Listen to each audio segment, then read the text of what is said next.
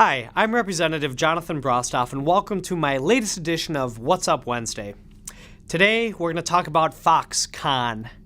As you may have already heard, the Taiwanese electronics giant has its eyes on Wisconsin, or specifically our water, our willingness to look the other way on environmental security, and $3 billion of cash they want us to hand over.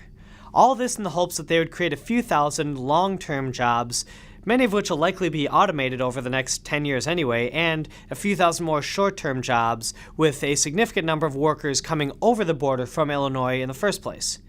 This sort of corporate welfare/extortion scheme will have us paying hundreds of millions of taxpayer dollars every year in order to intervene in the free market and give one business a huge advantage at taxpayer expense over everyone else. Supporters claim that for $3 billion, Foxconn will create an initial 3,000 jobs, a figure which they claim may grow up to 13,000 or 22,000 indirect short-term jobs somewhere in the future.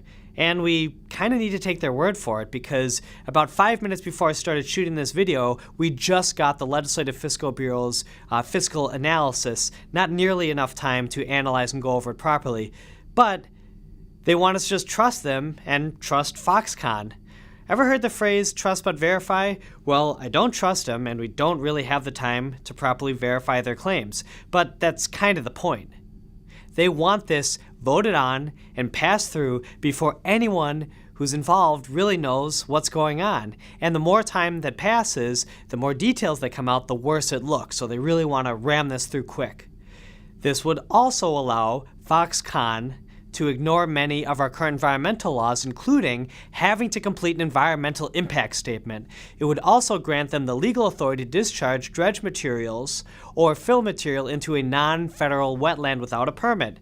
At best, this deal is a roll of the dice with the odds stacked against us. At worst, it's a really bad version of the Simpsons monorail episode. And for those of you who are too young to get that reference, just Google it. Anyway, the Foxconn deal is bad for Wisconsin taxpayers, bad for our environment. And also, why should we be bribing a company to come here in the first place? Assume all their risks, let them not pay taxes, allow them to take advantage of our water, and harm our environment. We don't have to gamble. We can invest in what's made Wisconsin a wonderful state in the first place.